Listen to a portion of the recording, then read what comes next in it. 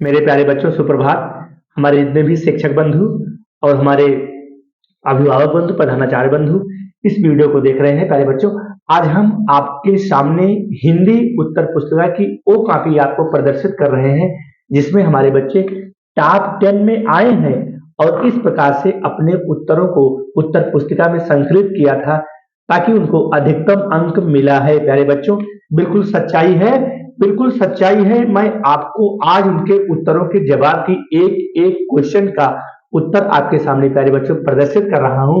बस मेरे प्यारे बच्चों, वीडियो को स्किप मत करना और लास्ट तक बने रहना। आपका आज हम डर, यानी कि यूपी बोर्ड परीक्षा का जो डर होता है, जो हमारे बालक और बालिकाओं में कक्षा 10 और कक्षा 12 की यूपी बोर्ड परीक्षा का डर होता है, जो उनके अंदर भय व्याप्त हो जाता है, आज उसको हम दूर करेंगे।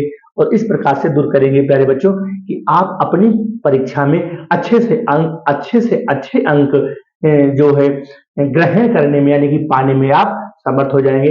प्यारे बच्चों, आपके सामने उत्तर पुस्तिका दिख रही है। इस बच्चे को हिंदी विषय में 100 में से 95 अंक मिला है। अब हम प्यारे बच्चों चलते हैं इस बच्चे ने अपनी उत्तर पुस्तिका पर किस प्रकार से उत्तरों को संकलित किया है ताकि वह अधिकतम अंक पाने में समर्थ हुआ है। क्योंकि जब परीक्षक के द्वारा उत्तर पुस्तिका का मूल्यांकन किया जाता है तो वहां पर प्यारे बच्चों जो प्रश्नों का एक क्रम होता है, पहली चीज, और दूसरी चीज जो राइटिंग होती है, और तीसरी चीज कोई प्रश्न छूटने ना पाए, यानी कि जो जितना प्रश्न आपके पेपर में पूछा गया है प्यारे बच्चों, उन सारे प्रश्न का जवाब आपको क्रम से देना है। मान लीजिए कोई प्रश्न का उत्तर आपको क्रम से नहीं आ रहा है तो आप उस क्रम को आगे पीछे भी कर सकते हैं, लेकिन प्यारे बच्चों अगर उसमें छोटे छोटे खंड हैं तो उन खंडों को आपको अलग नहीं करना है, नहीं तो परीक्षक को अंक के मूल्यांकन करने में असुविधा होती है और आपके अंकों का नुकसान हो जाता है। तो प्यारे बच्चों, अब हम चलते हैं। इस बच्चे को 100 में से 95 अंक मिले हैं। सिर्फ इसके 5 अंक प्यारे बच्चों कटे हैं, मात्र 5 अंक।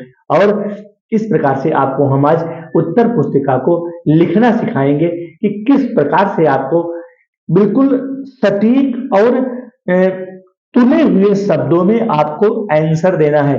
जैसे मान लीजिए हमको साहित्यिक परिचय लिखना है तो फिर उसको 80 से 90 शब्द में ही देना है।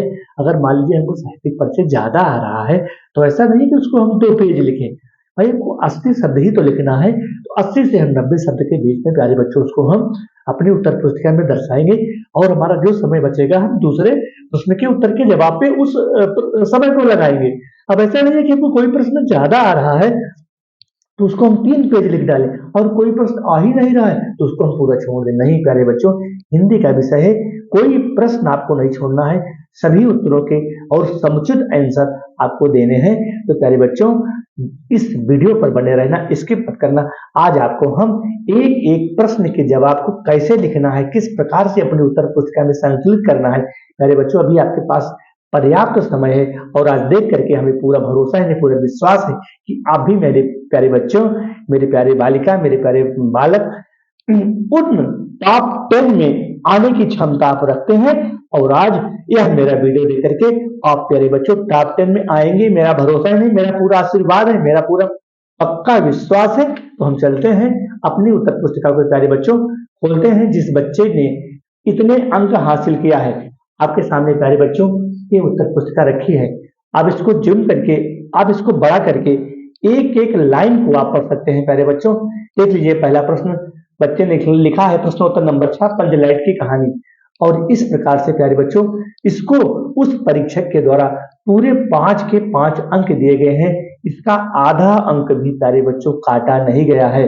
तो हम आपसे गुजारिश करेंगे प्यारे बच्चों कि इसी प्रकार से, और अगर आपको लगता है कि प्रश्न का उत्तर बिल्कुल सही है, कहीं से कोई भी त्रुटि नहीं है, तो प्यारे बच्चों एक पेज पर 1 या 2 हाईलाइट जरूर करना, क्योंकि जो परीक्षक का अट्रैक्शन होता है उसी हाईलाइट पे जाएगा और जब उस हाईलाइट को वह देखेगा तो फिर आपके अंक को काटने की उसकी क्षमता नहीं रह जाएगी और आपको प्यारे बच्चों वह पूरा अंक दे करके ही रहेगा।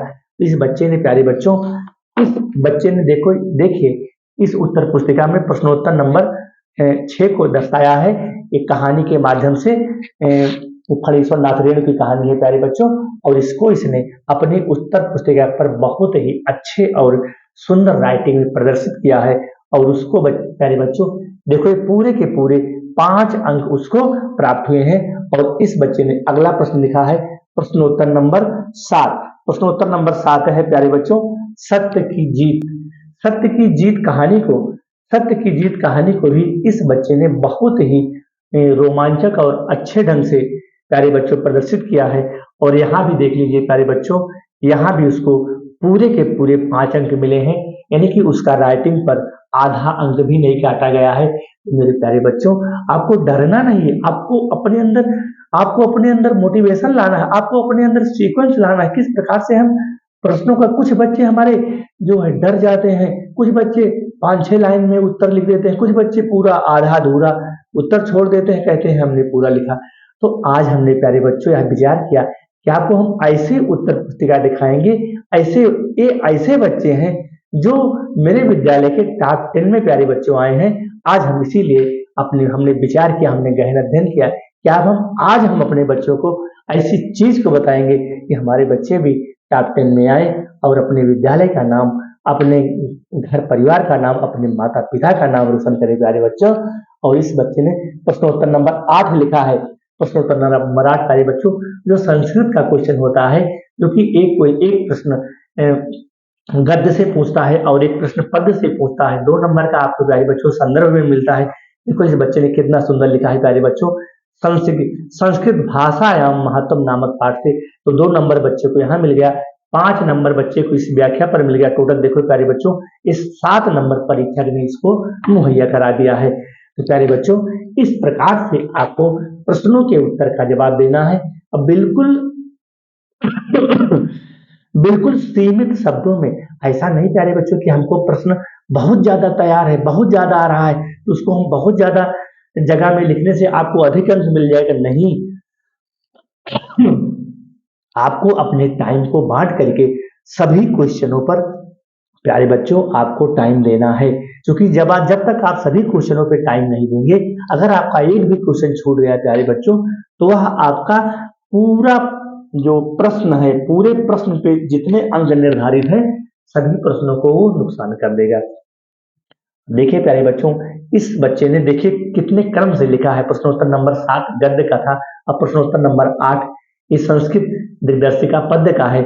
यहाँ भी इस बच्चे को 2 नंबर संदर्भ पर और 5 नंबर व्याख्या, देखो लगभग 2.5 लाइन में लिखा है प्यारे बच्चों, 2.5 लाइन में व्याख्या लिखा है और 5 नंबर इसको व्याख्या पर और 2 नंबर संदर्भ पर। कुल प्यारे बच्चों 7 अंक मिल गए हैं। और इस प्रकार से अब एक बच्चा आ जाता है प्रश्नोत्तर नंबर 3 का, 3 खा और 3 गा। देख लिए प्यारे बच्चों कितना क्रम से लिखा है इस बच्चे ने, है कितना क्रम से लिखा है।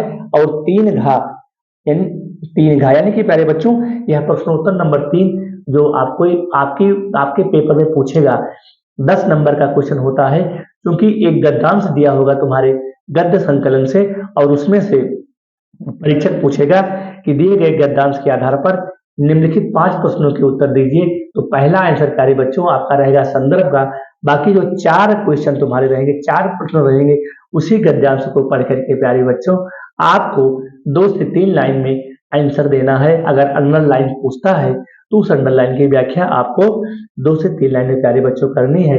अपने आंख से, अपने नेत्रों से प्यारे बच्चों देख लीजिए।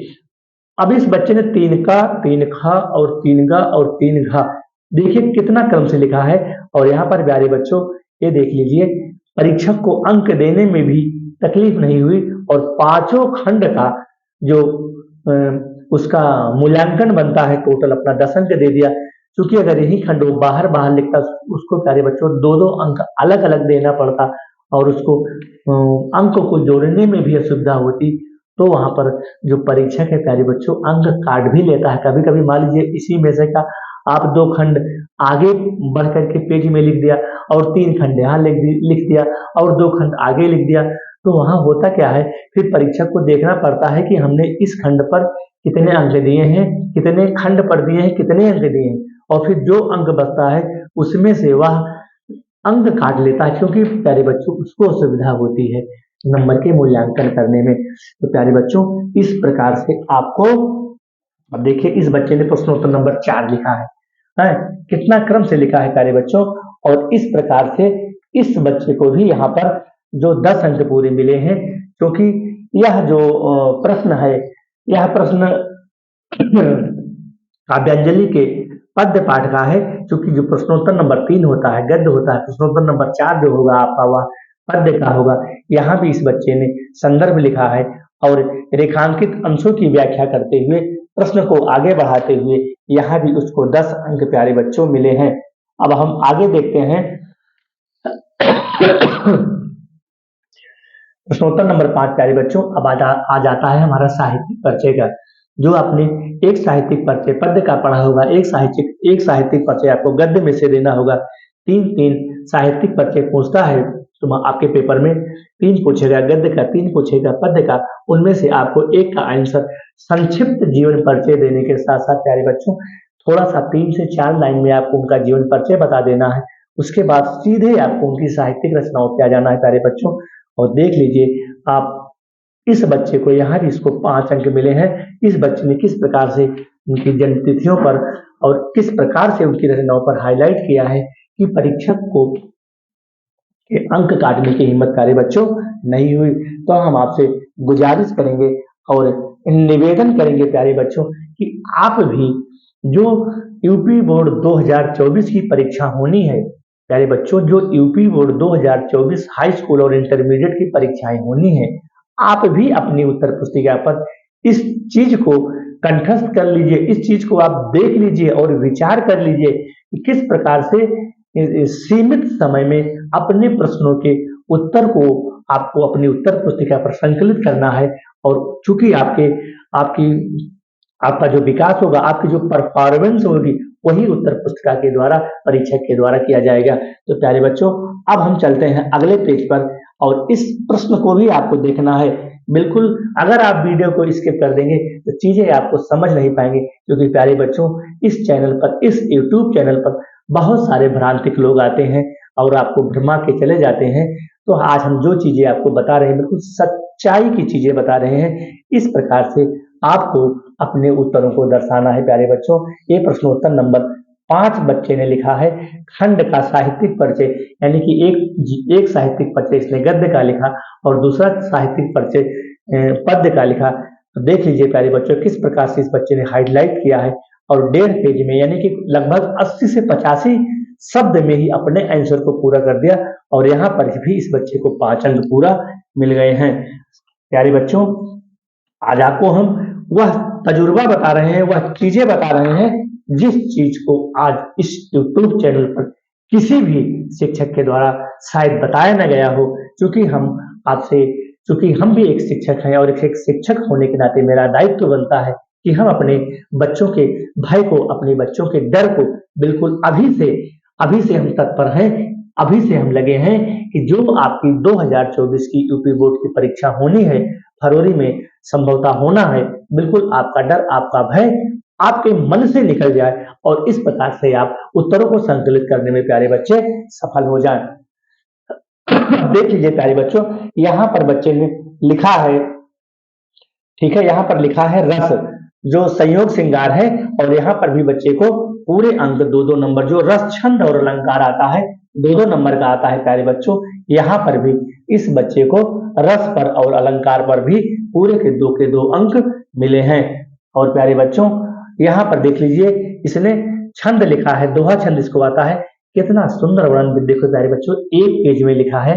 यहाँ पर टीचर की हिम्मत नहीं है, टीचर की क्षमता नहीं है, उस परीक्षक की हिम्मत नहीं है कि इसको 1.5 अंक दे दे, पूरे के पूरे 2 अंक इसको प्रदान किया है प्यारे बच्चों ने।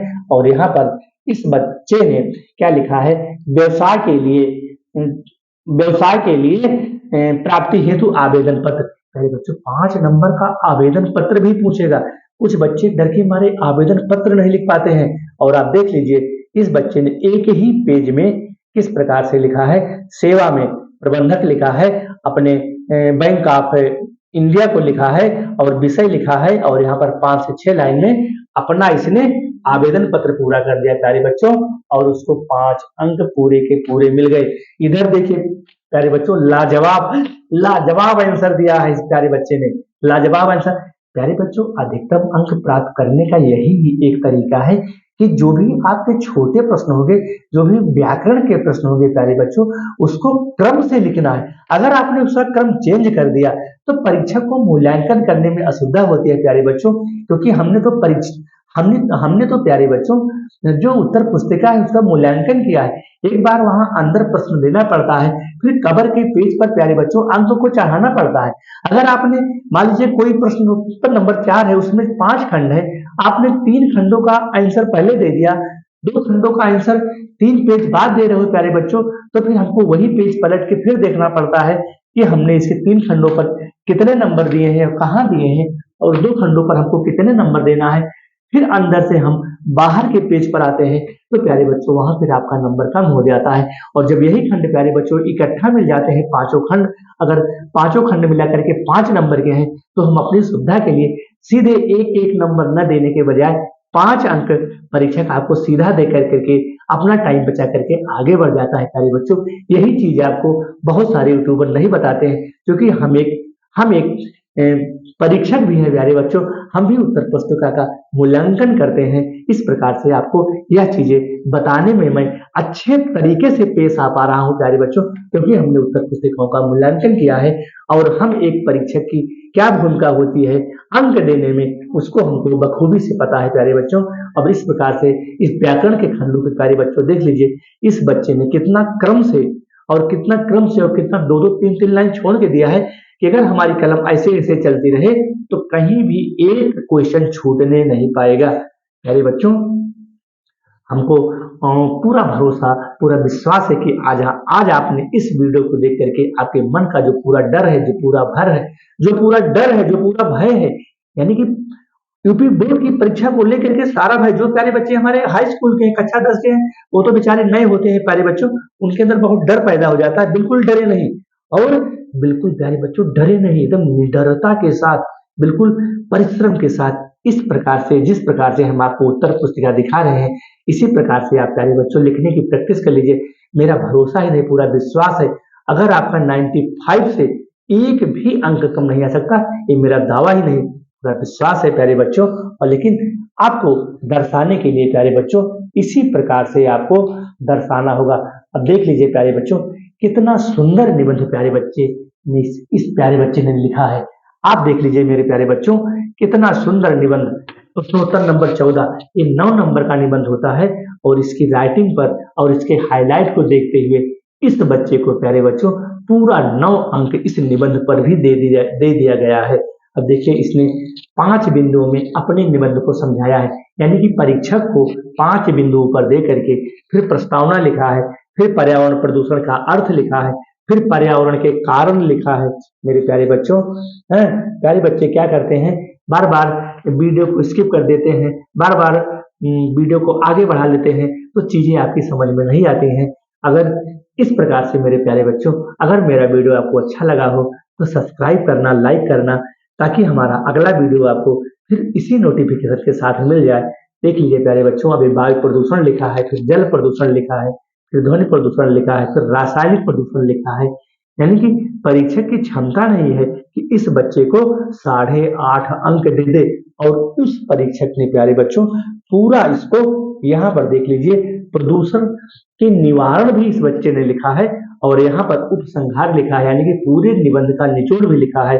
और देख लीजिए, इसको पूरे के पूरे प्यारे बच्चे 9 अंक यहाँ पर मिले हैं। इस प्रकार से अगर मेरे प्यारे बच्चों आप अपनी उत्तर पुस्तिका को दर्शाने में सफल हो जाते हैं, तो मेरा भरोसा ही नहीं, मेरा पूरा विश्वास है प्यारे बच्चों कि आपको 95, 96 नंबर से किसी की क्षमता नहीं है कि आपको हिंदी में कम अंक प्रदान कर सके। प्यारे बच्चों, अगर मेरा यह वीडियो आपको अच्छा लगा हो या मेरा वीडियो आपको सुंदर लगा हो तो लाइक करना, सब्सक्राइब करना और दोस्तों तक पहुंचाना। मेरे प्यारे बच्चों, अगला वीडियो ताकि हमारा आपका इसी नोटिफिकेशन के साथ आता रहे। धन्यवाद।